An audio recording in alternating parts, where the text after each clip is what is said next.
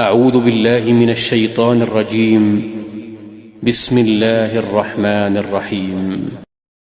إليه يرد علم الساعة وما تخرج من ثمرات من أكمامها وما تحمل من أنثى ولا تضع إلا بعلمه ويوم يناديهم أين شركائي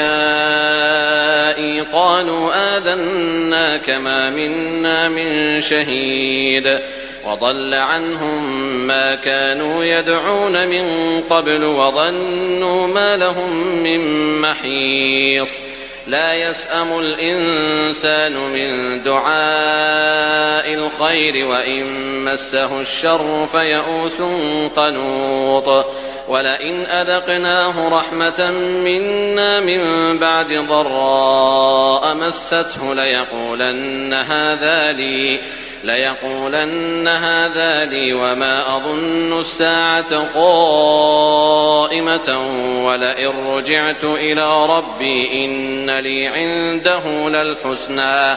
فلننبئن الذين كفروا بما عملوا ولنذيقنهم من عذاب غليظ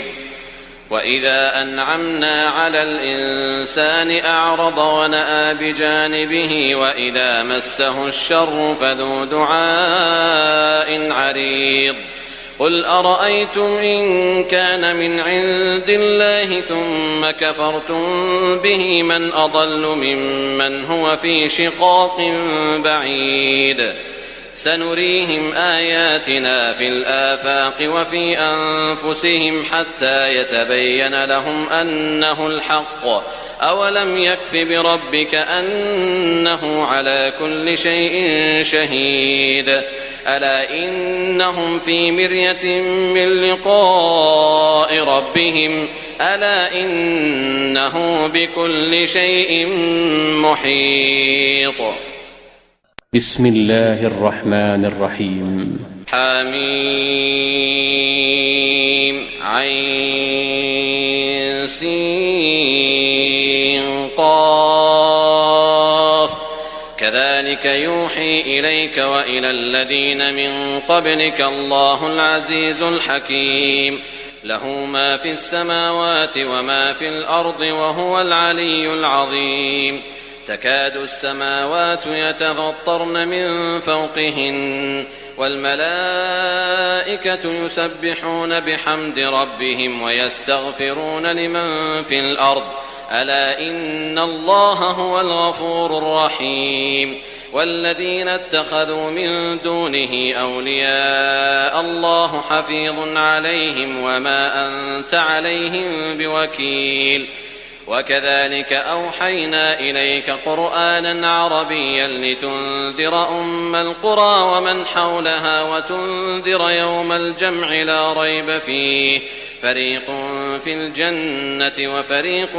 في السعير ولو شاء الله لجعلهم أمة واحدة ولكن يدخل من يشاء في رحمته والظالمون ما لهم من ولي ولا نصير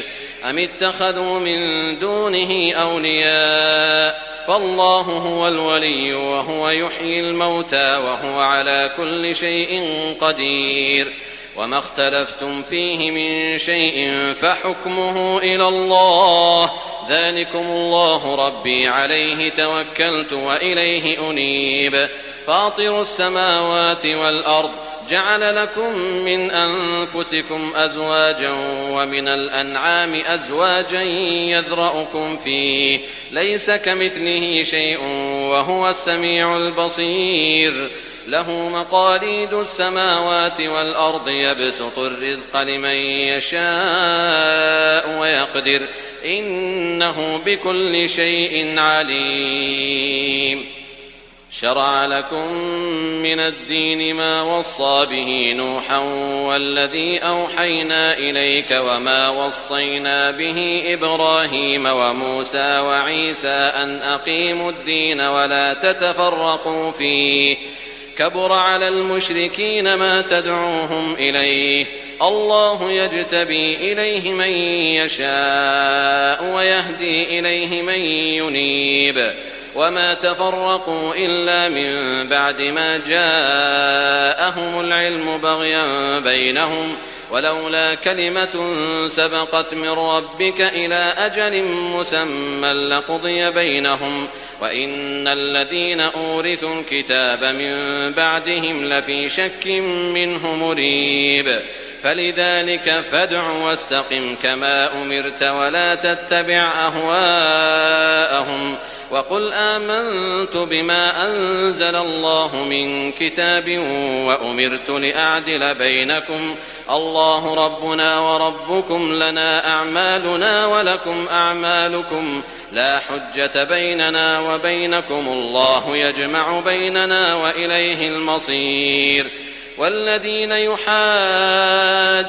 في الله من بعد ما استجيب له حجتهم داحضة عند ربهم وعليهم غضب ولهم عذاب شديد الله الذي أنزل الكتاب بالحق والميزان وما يدريك لعل الساعة قريب يستعجل بها الذين لا يؤمنون بها والذين آمنوا مشفقون منها ويعلمون أنها الحق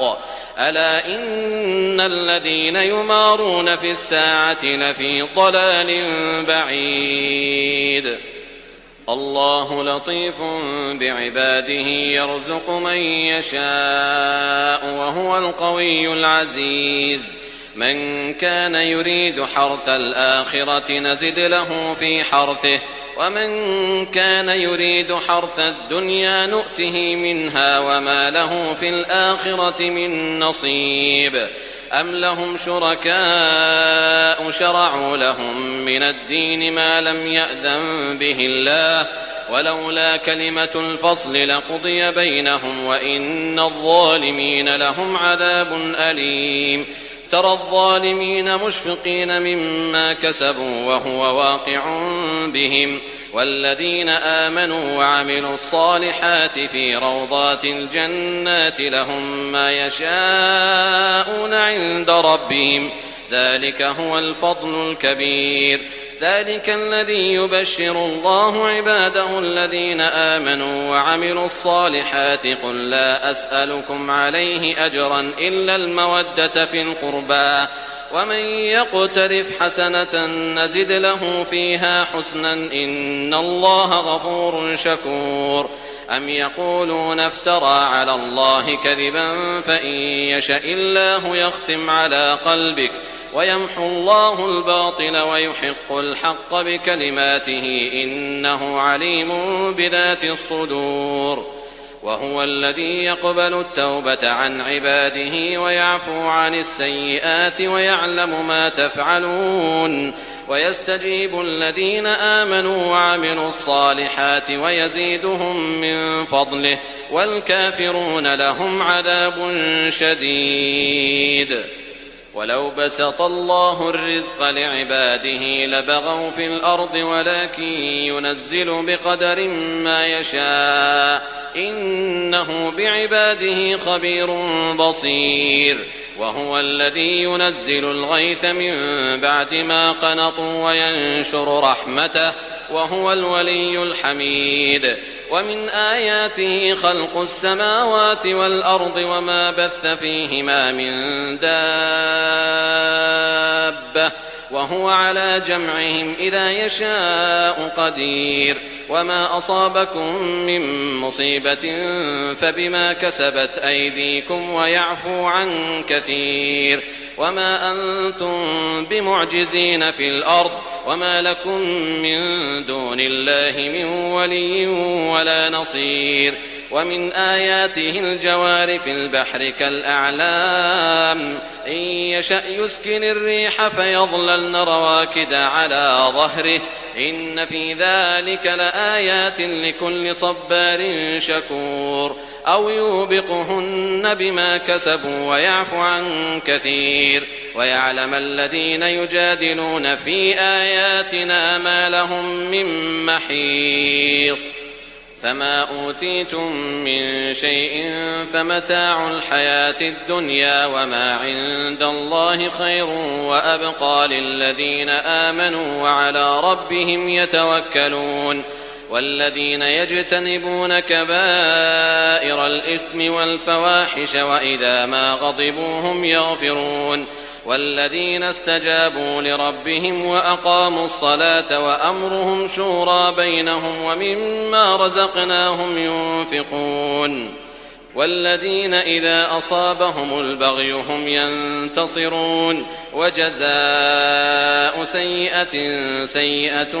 مثلها فمن عفا وأصلح فأجره على الله إنه لا يحب الظالمين ولمن انتصر بعد ظلمه فأولئك ما عليهم من سبيل إنما السبيل على الذين يظلمون الناس ويبغون في الأرض بغير الحق أولئك لهم عذاب أليم ولمن صبر وغفر إن ذلك لمن عزم الأمور ومن يضلل الله فما له من ولي من بعده وترى الظالمين لما رأوا العذاب يقولون هل إلى مرد من سبيل وتراهم يعرضون عليها خاشعين من الذل ينظرون من طرف خفي وقال الذين آمنوا إن الخاسرين الذين خسروا أنفسهم وأهليهم يوم القيامة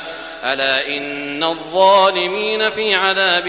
مقيم وما كان لهم من أولياء ينصرونهم من دون الله ومن يضلل الله فما له من سبيل استجيبوا لربكم من قبل أن يأتي يوم لا مرد له من الله ما لكم من ملجأ يومئذ وما لكم من نكير فإن أعرضوا فما أرسلناك عليهم حفيظا إن عليك إلا البلاغ وإنا إذا أذقنا الإنسان منا رحمة فرح بها وإن تصبهم سيئة بما قدمت أيديهم فإن الإنسان كفور لله ملك السماوات والأرض يخلق ما يشاء يهب لمن يشاء إناثا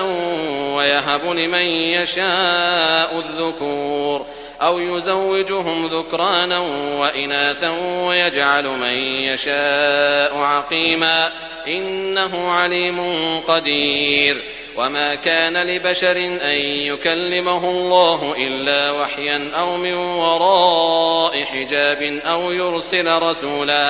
أو يرسل رسولا فيوحي بإذنه ما يشاء إنه علي حكيم وكذلك أوحينا إليك روحا من أمرنا ما كنت تدري ما الكتاب ولا الإيمان ولكن جعلناه نورا نهدي به من نشاء من عبادنا وإنك لتهدي إلى صراط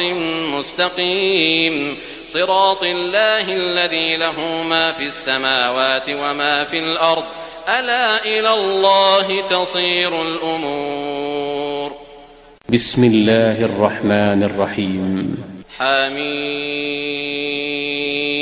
والكتاب المبين إنا جعلناه قرآنا عربيا لعلكم تعقلون وإنه في أم الكتاب لدينا لعلي حكيم أفنضرب عنكم الذكر صفحا أن كنتم قوما مسرفين وكم أرسلنا من نبي في الأولين وما يأتيهم من نبي إلا كانوا به يستهزئون فأهلكنا أشد منهم بطشا ومضى مثل الأولين ولئن سألتهم من خلق السماوات والأرض ليقولن خلقهن العزيز العليم الذي جعل لكم الأرض مهدا وجعل لكم فيها سبلا لعلكم تهتدون والذي نزل من السماء ماء بقدر فأنشرنا به بلدة ميتا كذلك تخرجون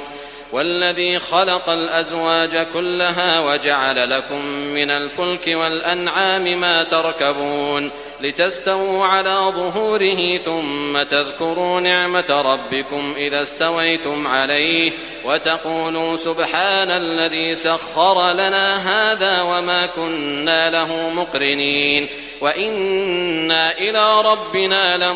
لمنقلبون وجعلوا له من عباده جزءا إن الإنسان لكفور مبين أم اتخذ مما يخلق بنات وأصفاكم بالبنين وإذا بشر أحدهم بما ضرب للرحمن مثلا ظل وجهه مسودا وهو كظيم أومن ينشأ في الحلية وهو في الخصام غير مبين وجعلوا الملائكة الذين هم عباد الرحمن إناثا أشهدوا خلقهم ستكتب شهادتهم ويسألون وقالوا لو شاء الرحمن ما عبدناهم ما لهم بذلك من علم إن هم إلا يخرصون أم آتيناهم كتابا من قبله فهم به مستمسكون بل قالوا إنا وجدنا آباءنا على أمة وإنا على آثارهم مهتدون وكذلك ما أرسلنا من قبلك في قرية من نذير إلا قال مترفوها إنا وجدنا آباءنا على أمة وإنا على آثارهم مقتدون قال أولو جئتكم بأهدى مما وجدتم عليه آباءكم قالوا إنا بما أرسلتم به كافرون فانتقمنا منهم فانظر كيف كان عاقبة المكذبين وإذ قال إبراهيم لأبيه وقومه إنني براء مما تعبدون إلا الذي فطرني فإنه سيهدين وجعلها كلمة باقية في عقبه لعلهم يرجعون بل متعت هؤلاء وآباءهم حتى جاءهم الحق ورسول مبين ولما جاءهم الحق قالوا هذا سحر وإنا به كافرون وقالوا لولا نزل هذا القرآن على رجل من القريتين عظيم أهم يقسمون رحمة ربك نحن قسمنا بينهم معيشتهم في الحياة الدنيا ورفعنا بعضهم فوق بعض درجات ليتخذ بعضهم بعضا سخريا ورحمة ربك خير مما يجمعون ولولا أن يكون الناس أمة واحدة لجعلنا لمن يكفر بالرحمن لبيوتهم سقفا من فضة ومعارج عليها يظهرون ولبيوتهم أبوابا وسررا عليها يتكئون وزخرفا وإن كل ذلك لما متاع الحياة الدنيا والآخرة عند ربك للمتقين ومن يعش عن ذكر الرحمن نقيض له شيطانا فهو له قرين وإنهم ليصدونهم عن السبيل ويحسبون أنهم مهتدون حتى إذا جاءنا قال يا ليت بيني وبينك بعد المشرقين فبئس القرين ولن ينفعكم اليوم إذ ظلمتم أنكم في العذاب مشتركون أفأنت تسمع الصم أو تهدي العمي ومن كان في ضلال مبين فإما نذهبن بك فإنا منهم منتقمون أو نرينك الذي وعدناهم فإنا عليهم مقتدرون فاستمسك بالذي أوحي إليك إنك على صراط مستقيم وإنه لذكر لك ولقومك وسوف تسألون واسأل من أرسلنا من قبلك من رسلنا أجعلنا من دون الرحمن آلهة يعبدون ولقد أرسلنا موسى بآياتنا إلى فرعون وملئه فقال إني رسول رب العالمين فلما جاءهم بآياتنا إذا هم منها يضحكون وما نريهم من آية إلا هي أكبر من أختها وأخذناهم بالعذاب لعلهم يرجعون وقالوا يا أيها الساحر ادع لنا ربك بما عهد عندك إننا لمهتدون فلما كشفنا عنهم العذاب إذا هم ينكثون ونادى فرعون في قومه قال يا قوم أليس لي ملك مصر وهذه الأنهار تجري من تحتي أفلا تبصرون أم أنا خير من هذا الذي هو مهين ولا يكاد يبين فلولا ألقي عليه أسورة من ذهب أو جاء معه الملائكة مقترنين فاستخف قومه فأطاعوه إنهم كانوا قوما فاسقين فلما آسفونا انتقمنا منهم فأغرقناهم أجمعين فجعلناهم سلفا ومثلا للآخرين ولما ضرب ابن مريم مثلا إذا قومك منه يصدون وقالوا أآلهتنا خير أم هو ما ضربوه لك إلا جدلا بل هم قوم خصمون إن هو إلا عبد أنعمنا عليه وجعلناه مثلا لبني إسرائيل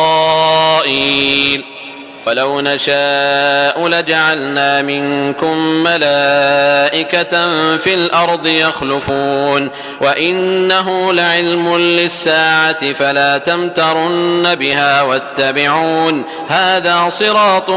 مستقيم ولا يصدنكم الشيطان إنه لكم عدو مبين ولما جاء عيسى بالبينات قال قد جئتكم بالحكمة ولأبين لكم بعض الذي تختلفون فيه فاتقوا الله وأطيعون إن الله هو ربي وربكم فاعبدوه هذا صراط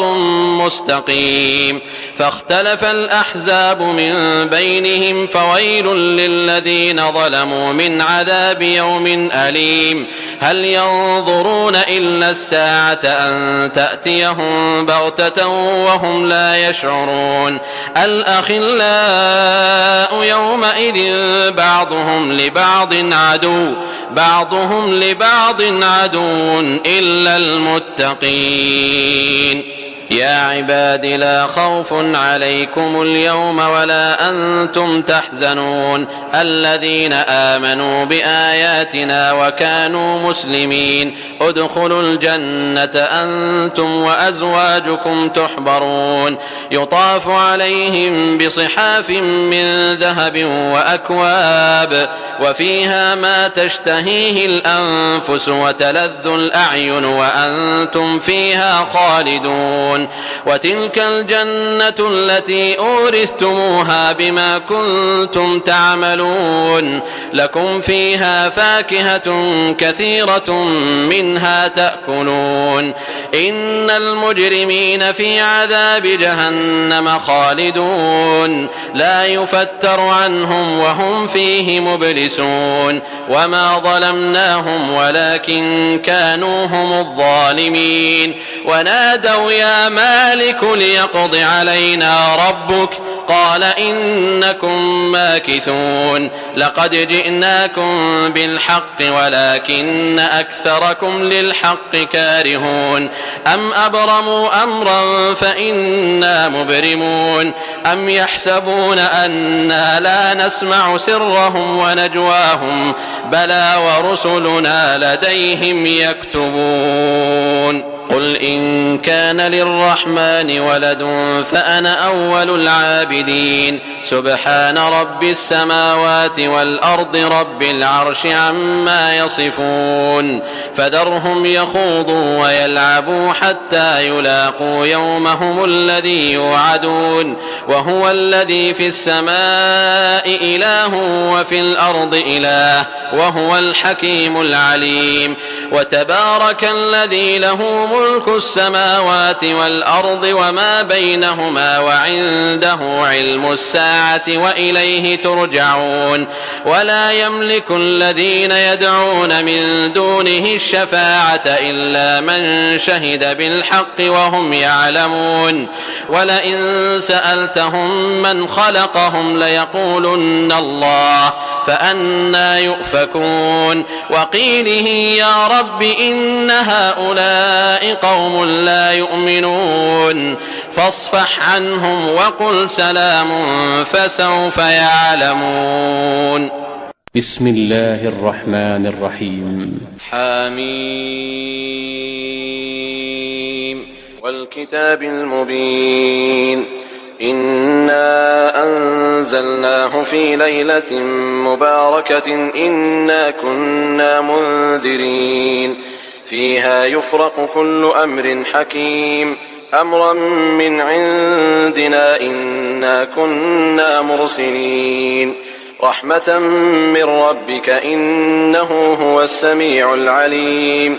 رب السماوات والأرض وما بينهما إن كنتم موقنين لا إله إلا هو يحيي ويميت ربكم ورب آبائكم الأولين بل هم في شك يلعبون فارتقب يوم تأتي السماء بدخان مبين يغشى الناس هذا عذاب أليم ربنا اكشف عنا العذاب إنا مؤمنون أنى لهم الذكرى وقد جاءهم رسول مبين ثم تولوا عنه وقالوا معلم مجنون إنا كاشف العذاب قليلا إنكم عائدون يوم نبطش البطشة الكبرى إنا منتقمون ولقد فتنا قبلهم قوم فرعون وجاءهم رسول كريم أن أدوا إلي عباد الله إني لكم رسول أمين وأن لا تعلوا على الله إني آتيكم بسلطان مبين وإني عذت بربي وربكم أن ترجمون وإن لم تؤمنوا لي فاعتزلون فدعا ربه أن هؤلاء قوم مجرمون فأسر بعبادي ليلا إنكم متبعون واترك البحر رهوا إنهم جند مغرقون كم تركوا من جنات وعيون وزروع ومقام كريم ونعمة كانوا فيها فاكهين كذلك وأورثناها قوما آخرين فما بكت عليهم السماء والأرض وما كانوا منظرين ولقد نجينا بني إسرائيل من العذاب المهين من فرعون إنه كان عاليا من المسرفين ولقد اخترناهم على علم على العالمين وآتيناهم من الآيات ما فيه بلاء مبين إن هؤلاء ليقولون إن هي إلا موتتنا الأولى وما نحن بمنشرين فأتوا بآبائنا إن كنتم صادقين أهم خير أم قوم تبع والذين من قبلهم أهلكناهم إنهم كانوا مجرمين وما خلقنا السماوات والأرض وما بينهما لاعبين ما خلقناهما إلا بالحق ولكن أكثرهم لا يعلمون إن يوم الفصل ميقاتهم أجمعين يوم لا يغني مولا عن مولا شيئا ولا هم ينصرون إلا من رحم الله إنه هو العزيز الرحيم إن شجرة الزقوم طعام الأثيم كالمهل يغلي في البطون كغلي الحميم خذوه فاعتلوه إلى سواء الجحيم ثم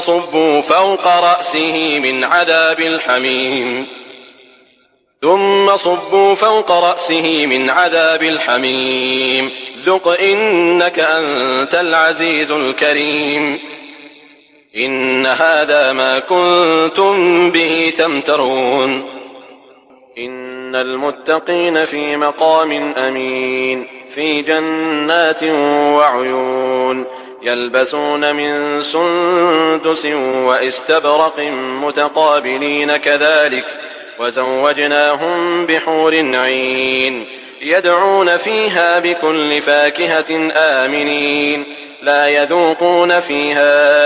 لا يذوقون فيها الموت إلا الموتة الأولى ووقاهم عذاب الجحيم فضلا من ربك ذلك هو الفوز العظيم فإنما يسرناه بلسانك لعلهم يتذكرون فارتقب إنهم مرتقبون بسم الله الرحمن الرحيم حميم تنزيل الكتاب من الله العزيز الحكيم إن في السماوات والأرض لآيات للمؤمنين وفي خلقكم وما يبث من دابة آيات لقوم يوقنون واختلاف الليل والنهار وما أنزل الله من السماء من رزق فأحيا به الأرض بعد موتها وتصريف الرياح آيات لقوم يعقلون تلك آيات الله نتلوها عليك بالحق فبأي حديث بعد الله وآياته يؤمنون ويل لكل أفاك أثيم يسمع آيات الله تتلى عليه ثم يصر مستكبرا كأن لم يسمعها فبشره بعذاب أليم وإذا علم من آياتنا شيئا اتخذها هزوا أولئك لهم عذاب مهين من ورائهم جهنم ولا يغني عنهم ما كسبوا شيئا ولا ما اتخذوا من دون الله أولياء ولهم عذاب عظيم هذا هدى والذين كفروا بآيات ربهم لهم عذاب من رجز أليم الله الذي سخر لكم البحر لتجري الفلك فيه بأمره ولتبتغوا من فضله ولعلكم تشكرون وسخر لكم ما في السماوات وما في الأرض جميعا منه إن في ذلك لآيات لقوم يتفكرون قل للذين آمنوا يغفروا للذين لا يرجون أيام الله ليجزي قوما بما كانوا يكسبون من عمل صالحا فلنفسه ومن أساء فعليها ثم إلى ربكم ترجعون ولقد آتينا بني إسرائيل الكتاب والحكم والنبوة ورزقناهم من الطيبات وفضلناهم على العالمين وآتيناهم بينات من الأمر فما اختلفوا إلا من بعد ما جاءهم العلم بغيا بينهم إن ربك يقضي بينهم يوم القيامة فيما كانوا فيه يختلفون ثم جعلناك على شريعة من الأمر فاتبعها ولا تتبع أهواء الذين لا يعلمون إنهم لن يغنوا عنك من الله شيئا وإن الظالمين بعضهم أولياء بعض والله ولي المتقين هذا بصائر للناس وهدى ورحمة لقوم يوقنون أم حسب الذين اجترحوا السيئات أن نجعلهم كالذين آمنوا وعملوا الصالحات سواء محياهم ومماتهم ساء ما يحكمون وخلق الله السماوات والأرض بالحق ولتجزى كل نفس بما كسبت وهم لا يظلمون أفرأيت من اتخذ إلهه هواه وأضله الله على علم وختم على سمعه وقلبه وجعل على بصره غشاوة فمن يهديه من بعد الله أفلا تذكرون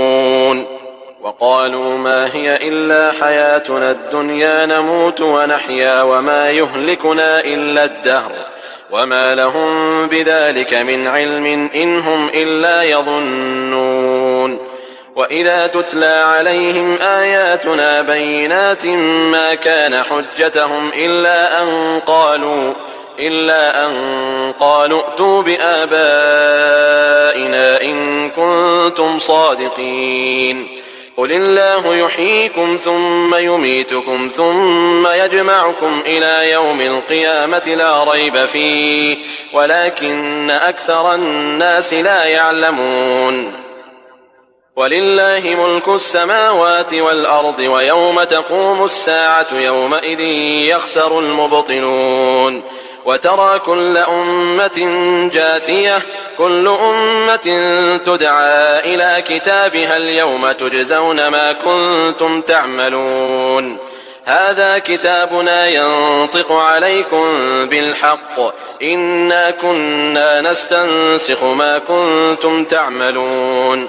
فأما الذين آمنوا وعملوا الصالحات فيدخلهم ربهم في رحمته ذلك هو الفوز المبين وأما الذين كفروا